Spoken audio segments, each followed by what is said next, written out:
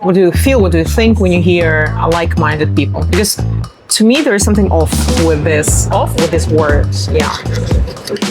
What's wrong with it for you? It became a selling point. Like, find like-minded people. Okay. And what is like-minded people? I mean, do they have to be just like you? I think it creates this, not illusion, but kind of a focus on finding the people that think like you.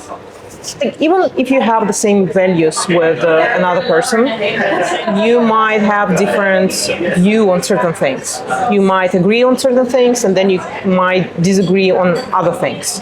Does it mean that you are still like-minded? Do they have to agree with you? Do they have to have the same values? Do they have to think just like you? Like, what is it? It's a good question.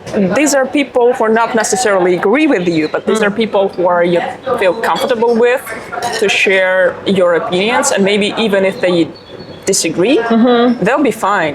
They'll be curious to know more about what you think about this. It's like with finding the one, the person. In a romantic sense? Yeah. You are looking at everyone through that lens, and once something is slightly off, like you're like, okay, that's not the one. It could not be the one.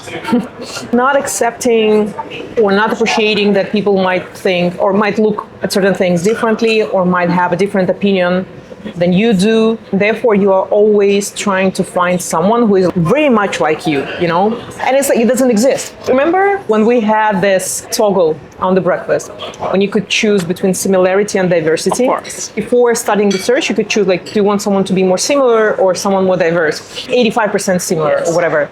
And then someone reached out to the support and they were like, can you introduce me to someone who is 100% similar? Like, why wasting my time, you know? Go and look at the mirror, right? I remember having this bug where I was chanced to myself when I was testing the app, and it was like 97%. You see, similarity. Like, you're not even 100% with yourself, like similar to yourself. Totally. Yeah, I'm different every day.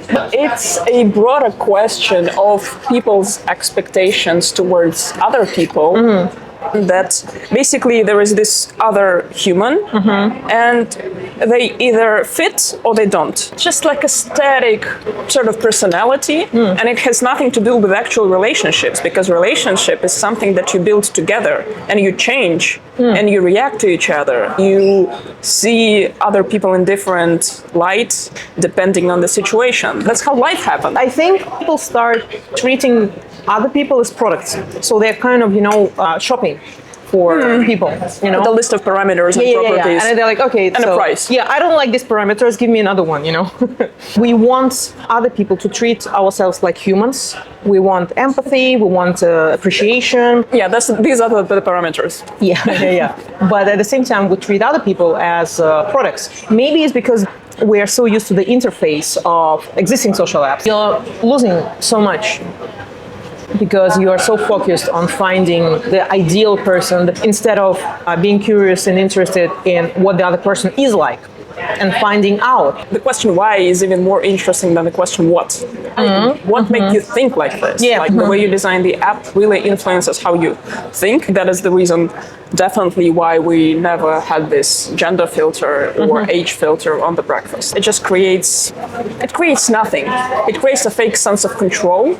Well, it also creates this bubble of this similarity or the like-mindedness. But you remember this guy, when we just started, he said he met a soulmate, and this was a woman in her 50s. Yeah, well, he was like in his mid-20s or something. Yeah, and this is amazing. Do you even have this idea that you can find a soulmate who is like twice older than you? Yeah. You basically rob yourself of such experience. What do you feel when you are talking to someone and see that person has a very different view on certain things? Like, do you want to run away? Do you want to fight for your opinion? If it's sort of aggressive, Okay.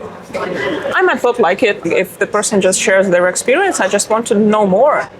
What made them think so? Oftentimes, if you get deeper, if you ask questions, you understand that actually you're thinking in a very similar way. It just, the shortcut to it sounds very different. Going back to like-mindedness, it also creates this chambers.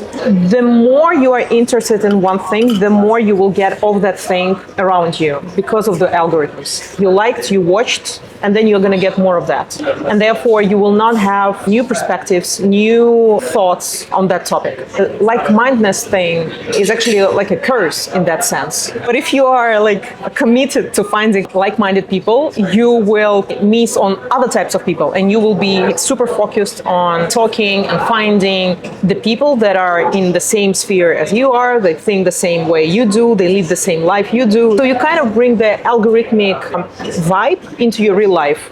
Think about people that are in your close circle. Are they very much like you? When it comes to topics and subjects and things that are their major interest, no, they're very unlike me. Well, I'm a designer. I'm really interested in meeting other designers and talking to them, but it doesn't mean we're like-minded. Most of the times we're not like-minded at all. I'm not perfectly open-minded, I guess. If we have like a similar level of being open towards discussing different weird, complex topics, I'm into it. I love it. Even if we disagree or don't have an answer yet, now we're discussing and we have no idea where we're going to. And this is cool. I like that. But there are more complex things like politics. Okay, we're not at war, right? We're not fighting. But that's the thing, like people feel like they're at war all the time. Because the conversation shifted to digital, When people meet in real life, there is no war. You look into the eyes, you see that this person is real like you have more empathy. Most of the conversations shifted to online. It became like a war. Like every conversation, every thread, it's a war. And it feels like you either win or you lose. I think online conversations became sort of instrumental. It's basically marketing. It's marketing of the ideas or political trends or whatever. I mean, it's not just marketing. It's the problem that most of the conversations shifted online. You have way less conversations offline, And this is exactly why you need to have more. You see a real person in real life talking about shit, and you will see a complex human.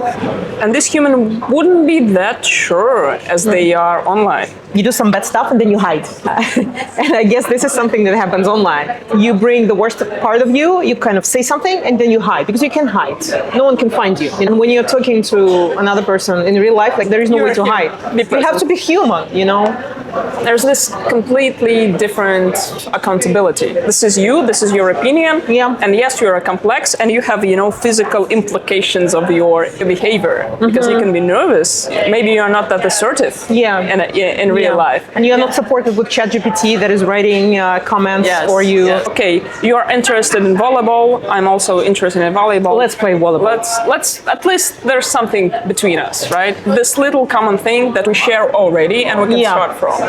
If you are open to people, you will find way more similarity between each other. But you need that security or you need that excuse. Excuse, yeah. That's basically why we created the concept of breakfast, right?